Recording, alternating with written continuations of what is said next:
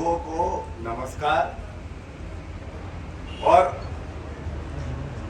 कल से हम सबने देखा है सीबीआई ने एक चार्जशीट दाखिल करी और जैसे ही ये चार्जशीट दाखिल हुई तो कल हमारी प्रेस वार्ता में जब दिल्ली के शिक्षा मंत्री मनीष सिसोदिया बब्बर और उनके गब्बर अरविंद केजरीवाल से प्रश्न पूछे तो अपने भ्रष्टाचार पर कोई प्रश्न का उत्तर देने के लिए वो बाहर नहीं आए थे। आज एक बड़ी छोटी सी प्रेस वार्ता करी जिसमें हर नागरिक ने देखा कि कट्टर बेईमान अरविंद केजरीवाल कहते हैं कोई और नहीं भारत में, अरविंद केजरीवाल कट्टर ईमानदार है। यह भारतीय राजनीति में पहले कभी नहीं हुआ कि जो किंगपिन हो, जिसके इशारे पे सारा भ्रष्टाचार दिल्ली में होता है, excise scam, classroom scam, DTC low floor buses scam, Satyendra Jain मंत्री पद से हटाए नहीं जाते हैं, हवाला रैकेट स्कैम, वो अपने आप को सर्टिफाई करता है कि मैं कट्टर ईमानदार हूं। अरविंद केजरीवाल जी, लगता है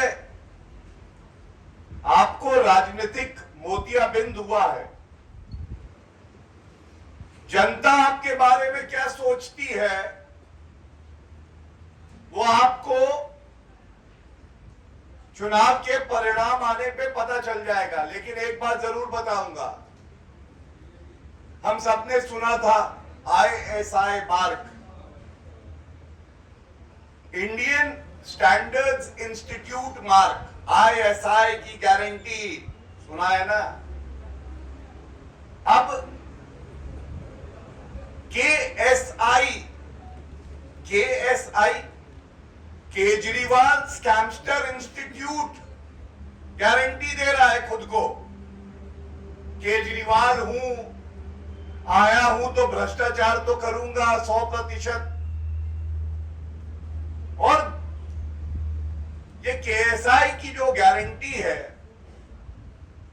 केजरीवाल स्कैमस्टर इंस्टीट्यूट की गारंटी, तथ्यों पे बात करेंगे, विधिक बात करेंगे। संवैधानिक पद पर बैठा हुआ व्यक्ति खुद को आके सर्टिफिकेट दे दे कि मैं ईमानदार हूं, जब पूरा देश कह रहा है कि कट्टर बेईमान कोई है तो वो अरविंद केजरीवाल है। और मैं पुनः एक बात उठाऊंगा, मनीष सिसोदिया शिक्षा मंत्री है। कल हमने बताया था कैसे टॉयलेट में बच्चों को पढ़ाने का इंतजाम कर रहे थे, भ्रष्टाचार कर रहे थे। तो शिक्षा के क्षेत्र में घोटाला हो तो अरविंद केजरीवाल जी के लिए वो कोई बड़ी बात नहीं है। और अब मैं आता हूं उन तथ्यों पे जो हर नागरिक के समक्ष होने चाहिए और मीडिया से हम साझा करना चाहेंगे। जी, लूट खसोट, कमीशन, उगाही करने में आप इतने व्यस्त रहते हैं, भारत के कानून के बारे में पढ़ने का समय आपको नहीं मिलता है। सबसे पहले तो सबको यह पता होना चाहिए कि जो जांच एजेंसियां हैं, ये जांच एजेंसियां कांग्रेस की केंद्र में सरकार थी। और याद करिए, सर्वोच्च न्यायालय ने कहा कि इसको पिंजरे का तोता बना दिया गया है। जांच एजेंसियां स्वतंत्र है, निष्पक्ष है और वो भ्रष्टाचारियों पे जो उचित कार्रवाई होती है वो करती है। अरविंद केजरीवाल जी, आपको मैं ये जरूर बताना चाहूंगा, हमारे देश का कानून कहता है कि एक समय सीमा के अंदर ही चार्जशीट फाइल हो जाए, क्योंकि अगर चार्जशीट उस समय सीमा में नहीं फाइल होती है तो जो जेल की हिरासत में होते हैं उनको ऑटोमेटिक बेल मिलती है। ये कानून है देश का।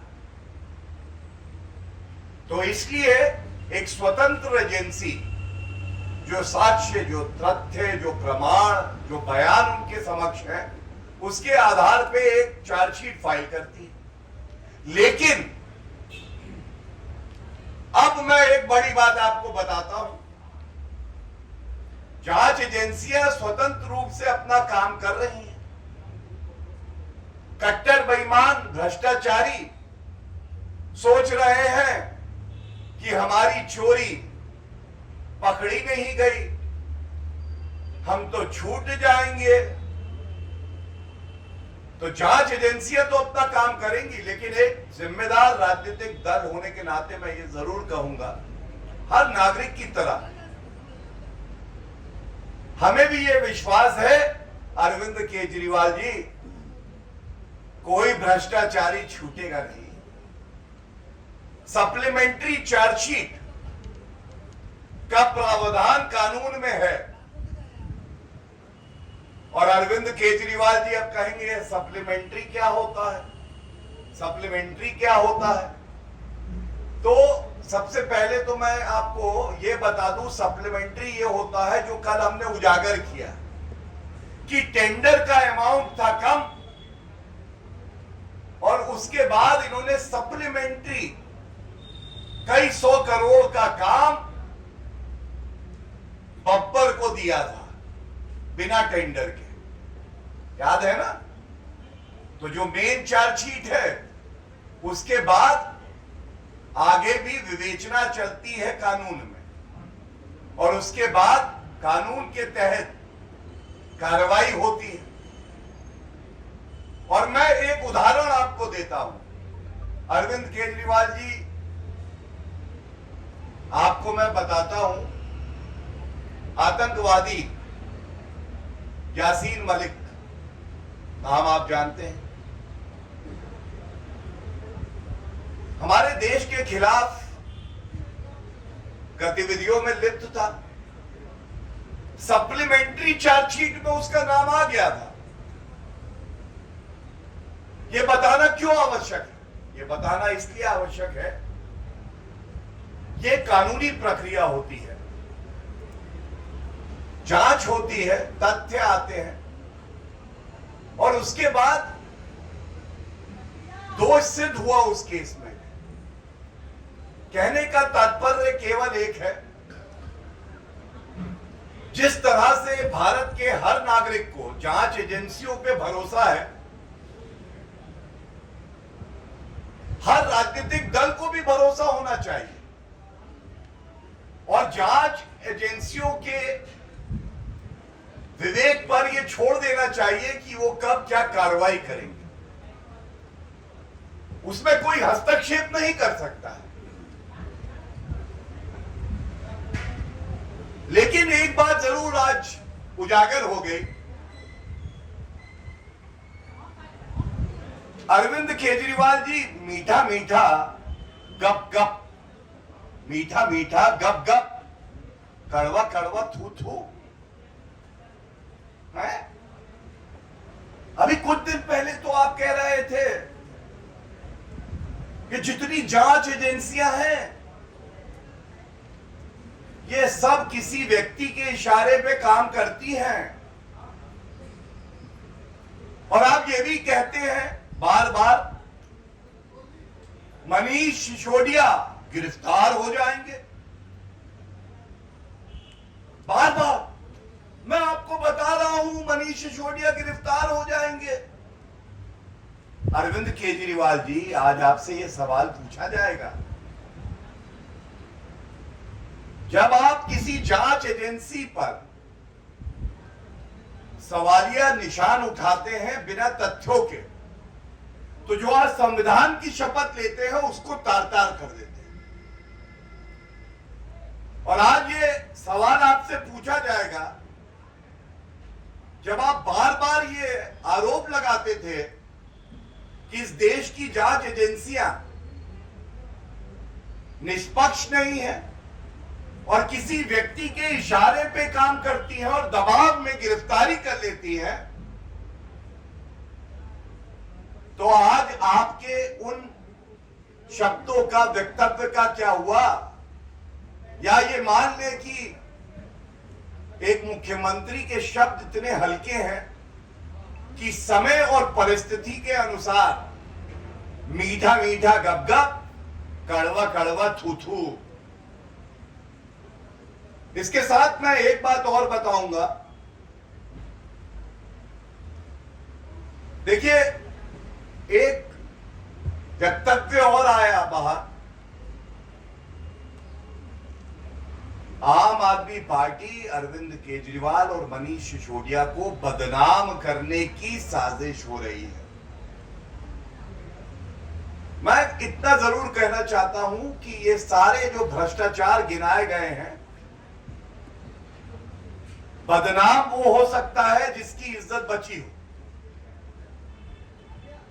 अरविंद केजरीवाल जी,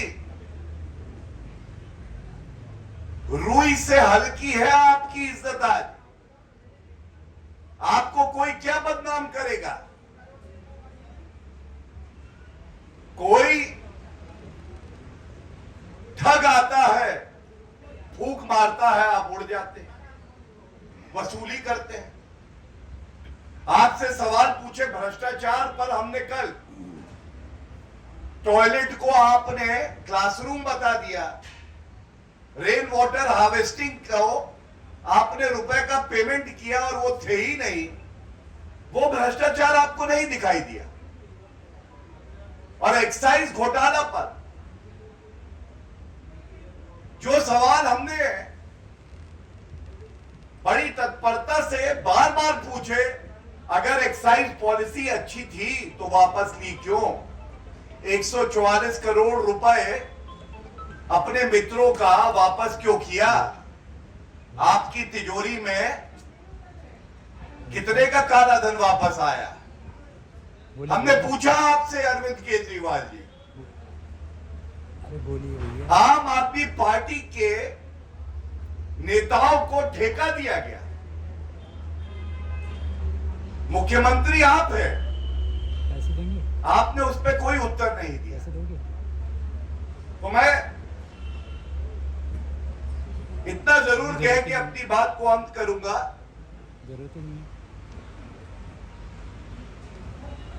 भ्रष्टाचार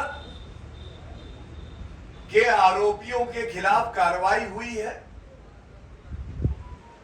हर नागरिक की और हमारी आस्था कानून में है। जांच एजेंसियां जो निष्पक्ष जांच कर रही हैं उसमें है।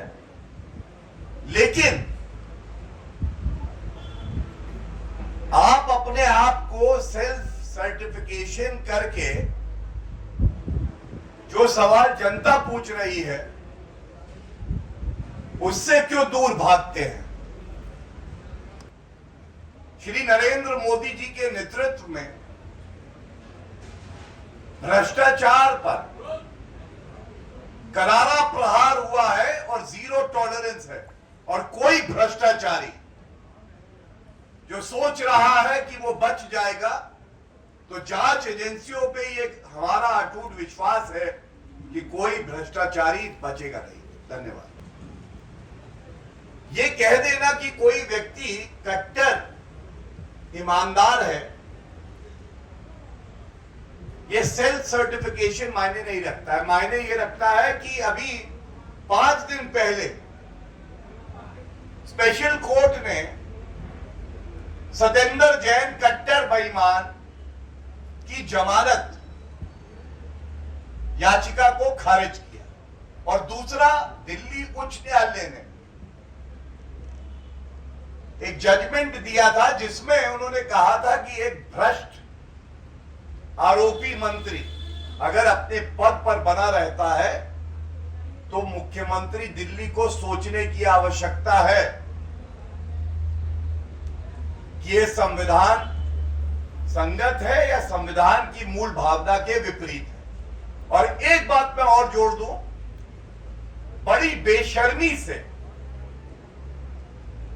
कल एक सार्वजनिक चर्चा में आम आदमी पार्टी के सांसद अपने ही समर्थकों को बैठाकर बड़ी निर्लज्जता से ये कहते हैं कि क्या ऐसे भ्रष्टाचारी सतेंद्र जैन को भारत रत्न नहीं मिलना चाहिए। The highest civilian award should be conferred upon an accused person like Satendra Jain, who has not been granted bail by the courts of the country and is behind bars for 5 months now. जो massage कराते हैं तो POCSO और rape के आरोपी से कराते हैं। इससे ज्यादा शर्मसार करने वाला तथ्य और वक्तव्य क्या हो सकता है? I have already mentioned the provisions under the Criminal Procedure Code and the other relevant laws where there is a stipulated time for the investigating agency to file the charge sheet. That does not preclude the investigating agency from continuing with the investigation and file a supplementary charge sheet, number 1. 2, if the charge sheet is not filed within the stipulated time, the accused persons who've been arrested are entitled to automatic bail under the law of the country. And thus, I would only say, as a person who practices in the court, that we have utmost faith in the investigating agencies, and Arvind Kejriwal should answer the broad questions that have been raised on corruption charges against him and his ministers. And one more warning to the most corrupt Chief Minister Arvind Kejriwal, that not a single corrupt person will be spared by the investigating agencies of the country. This is the money of the people of our country, and if somebody indulges in loot and corruption, he has to be booked and punished. मैं इतना ही कहूंगा कि ये भ्रष्टाचारी कट्टर बेईमान अरविंद केजरीवाल उत्तर प्रदेश के विधानसभा चुनाव में गए थे। जनता ने इनका भ्रष्टाचारी चरित्र समझ लिया, जमानतें जब्त हो गई, और अगर तब भी नहीं सीखे तो एक फर्क अरविंद केजरीवाल जी, आप जहां भी छुपे हों, आपको बता दूं, आदरणीय योगी आदित्यनाथ जी का मॉडल ये है कि जो गुंडे हैं, जो भ्रष्टाचारी हैं, उनकी करोड़ों की संपत्ति कुर्क की जाती है। योगी आदित्यनाथ जी का नाम सुन के वो थर-थर कांपते हैं, और जो ठग और भ्रष्टाचारी हैं वो अरविंद केजरीवाल और उनके मंत्रियों के साथ मंत्री के कक्ष में बैठ के चाय पीते हैं, जफिया और पपिया लेते हैं, देते हैं, और उसके बाद तय करते हैं कि ये ठेका कितने में दिया जाएगा और इसका स्वरूप क्या होगा। तो ये फर्क है अरविंद केजरीवाल जी, और मुझे नहीं लगता है कि हमें तुलनात्मक भी कोई बात ऐसी करनी चाहिए, क्योंकि अरविंद केजरीवाल जी आज भारतीय राजनीति में सबसे भ्रष्टाचारी, सबसे निकम्मे मुख्यमंत्री हैं और जो साल में 2 घंटे काम नहीं करते जनता के लिए, केवल लूट खसोट करते हैं, वो हमारे देश के आदरणीय प्रधानमंत्री जी पे टिप्पणी करे, तो मैं समझता हूं ये अपने आप में आपत्तिजनक है। देखिए, ऐसा है, यहां से प्रेस वार्ता खत्म होने आ रही है, आप कृपया करके वहां जाइए। और मैंने बताया ना कि टेंडर में कैसे वसूली करनी है, कैसे किकबैक आना है, हवाला के चैनल से घुमा के अरविंद केजरीवाल की तिजोरी में कैसे पहुंचना है, इससे फुर्सत मिले तो वो कानून पढ़े, संविधान पढ़े और अपनी चुप्पी वो हमारे सवालों पे तोड़ेंगे नहीं। केवल इस तरह की बातें करते हैं, वो अपना मखौल उड़ाते हैं, उन्हें कोई गंभीरता से नहीं लेता। I would only say one thing very proudly. First, as a citizen of the country, that history will be created in Gujarat by the Bharatiya Janata Party, securing more than 2/3 of the seats there on the development model, Gujarat model. And the second thing I would proudly say as a devout Hindu as well, these are the very people who had earlier said भगवान राम काल्पनिक हैं। ये वही कांग्रेस है जो कहती है हिंदू बच्चे मंदिर में लड़कियां छेड़ने जाते हैं, जो कहते हैं कि भगवत गीता में जिहाद की बात की जा रही है, और दूसरी तरफ भारतीय जनता पार्टी की अटूट मजबूत विचारधारा है, जिसने हर मैनिफेस्टो में कहा था कि भव्य राम मंदिर अयोध्या में बनेगा। तब ये मजाक करते थे, मंदिर वहीं बनाएंगे, तारीख नहीं बताएंगे। अब हम कहते हैं मंदिर वहीं बनाएंगे, तारीख भी बताएंगे, तुमको भी बुलाएंगे। लेकिन इन लोगों में इतनी हिम्मत भी नहीं है कि वहां जा सकें, क्योंकि देश की जनता इनका चुनावी हिंदू होना, ढोंगी हिंदू होना देख चुकी है। धन्यवाद।